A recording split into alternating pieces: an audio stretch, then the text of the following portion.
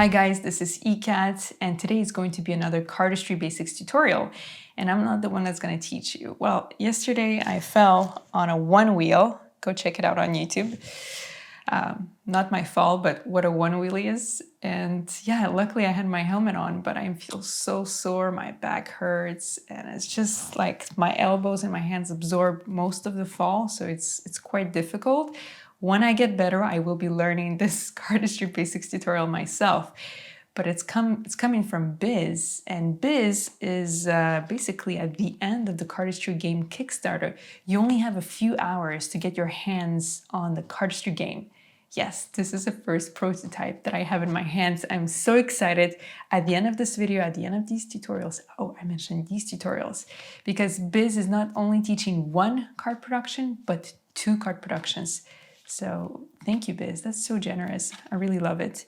And it's also part of the 41 tutorials that are going to be released to all the backers who got their hands on this Cardistry game. That's insane. 41 Cardistry moves. How do you come up with this many moves? I don't know. Biz is just so talented. But please do support Cardistry and move the art forward. You only have a few hours left. The link will be in the description below. Go ahead and participate. There is no risk. The project is already funded, so you're just joining in and supporting the art form at this point. So guys, enjoy the tutorials, and at the end, I'll see you again. We will unbox this, and then I guess I'll give this a review. The instant pop is a pretty straightforward pop. You're going to get a pinky break and pull that card towards the right. Now, if you're not able to do this sort of stuff, try and practice getting your pinky inside of the deck and pulling down on the card. This in itself can be a cardistry move. I've seen magicians that are not able to do this. If you're a cardist that is not able to do this, just get accustomed to pulling that card towards the right. Now you're going to do this while the hand is covering the deck, so the spectator is not going to be able to see this. What happens here is with the pinky, you're going to start pressing forward on the card, but the right hand is going to stop the card from coming out.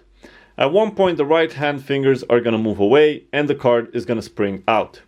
And that is pretty much the entire pop over there. There you go. Now, the subtlety behind this is that you don't really want the card to hit this side of the hand. Now, you don't really want it like this. You want the card to hit here towards the fingertips. So you can really easily allow the card to slip. Because if you would block the card towards the lower side, it would take you much more friction to let the card come out and spring out like that. So when you come from the top, from the front, you want that card to be right there, you know, right towards the fingertip. You start pushing and then you're just going to release it and the card is going to come out. So once more over here, then we start pushing, we have the finger over there, we just release it and the card comes out. You just have to play a little bit with how much pressure you're going to apply on the card and so on and so forth. There we go. Sometimes you can get a full pop and the card just goes outside of the deck.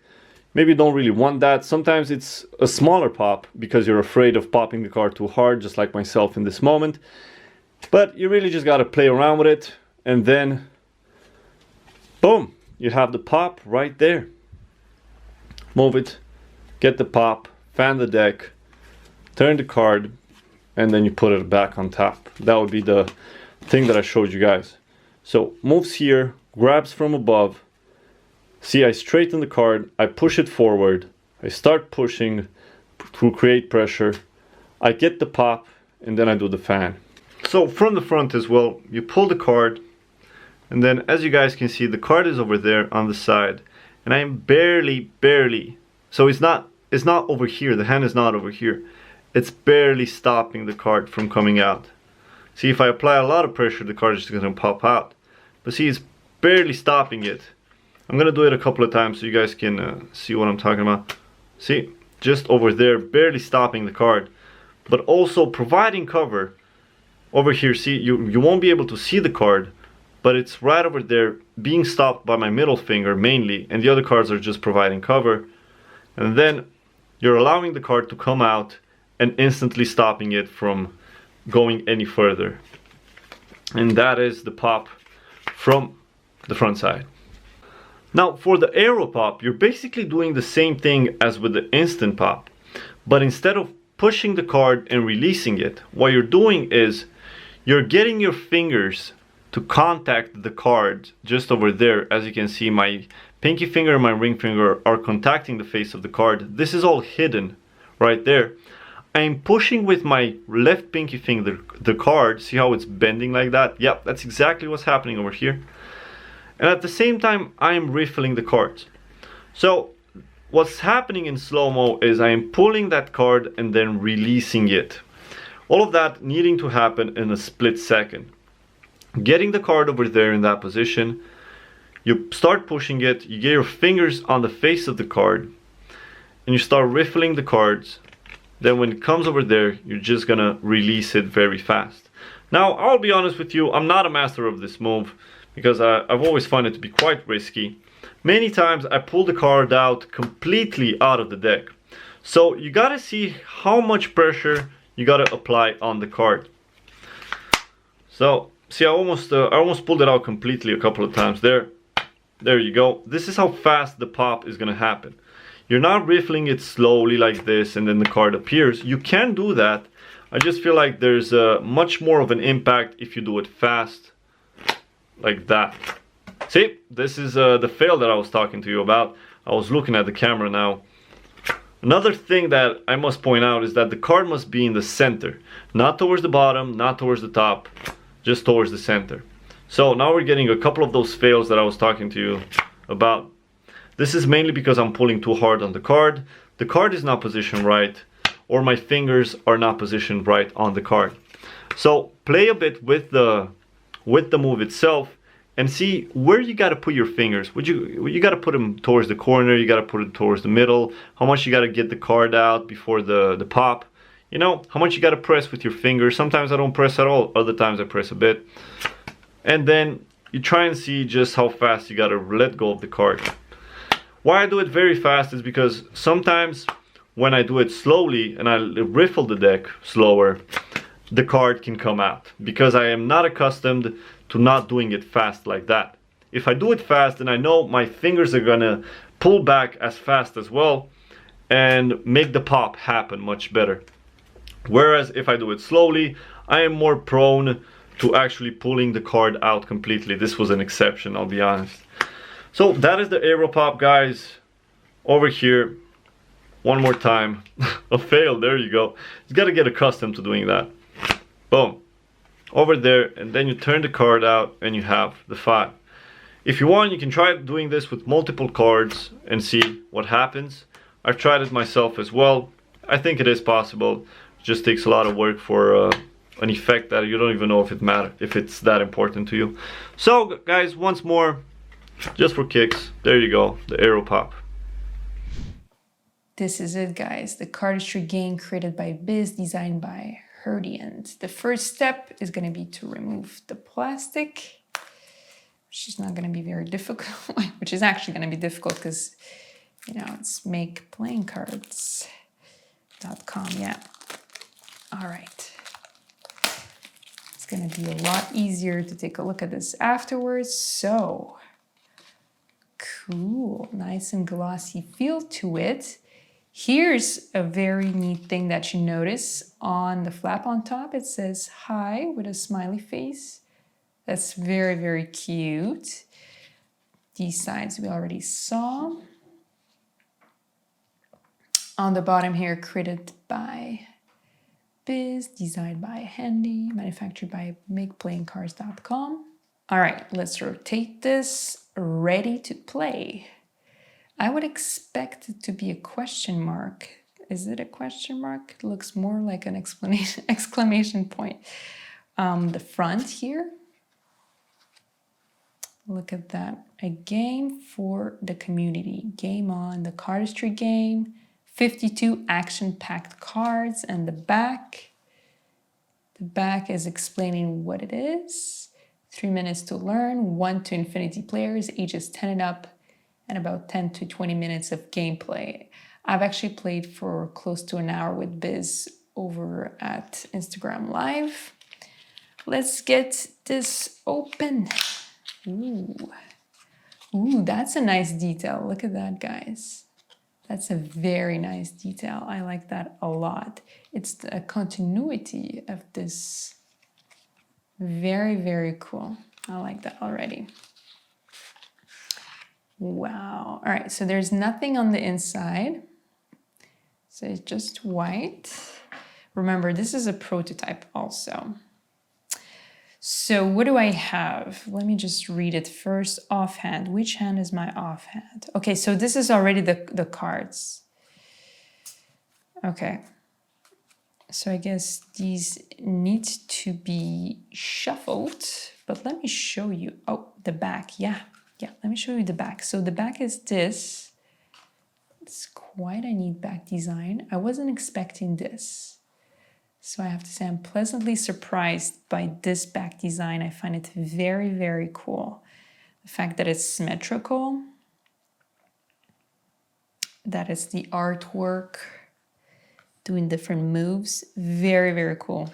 So yeah, big fan of the pastel colors also. Let's keep going. So all the back design, yeah, it's pretty much the same. So the faces, let's explore some of the cards that you can expect. So this is the offhand card. Which hand is my offhand? Another offhand card. Look at this. So who hasn't tried doing cardistry while on the,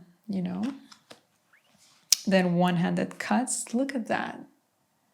That's crazy cool artwork. Another card with different, also very inclusive. I've seen, I've seen different cards with like male hands, women hands, and also different skin tones. So very inclusive. Spin. I want to go on that one. Spin. Another, okay, so the cards repeat themselves. Okay, spin again, a spin move, a fan. Very cute. I mean, how do you get ideas for all of these different types of illustrations? A fan routine, 3-packet cut, 4-packet cut. It's getting harder and harder. 5-packet cut. Ooh, 5-packet cut. Now, I might get some cards that are not part of the project because this is a prototype, so I'm not sure which one those are. 6-packet cuts. Deck flourish. Okay. The whole deck. Damage. Freeze, drop the deck. Damage. I'm not sure what this card does. I have to ask Biz. Maybe that's a special card. No pinky. That's so difficult. Well, no thumb will be even more difficult, but no pinky card. Oh, no thumb. Yeah. Ooh, no index. Construction. Nice. I mean, the illustrations are just incredible. Another construction card. Ooh, some product placement. The verts. Production. That's what you've learned today. Card production. 2 card productions. Ooh, another production card. 1 card move. Those are like isolations. Spring, but I think isolations will be another card. Spring. Body stuff. Okay, I'm gonna put them in order. XCM. All right, we're going old school. XCM. Table stuff.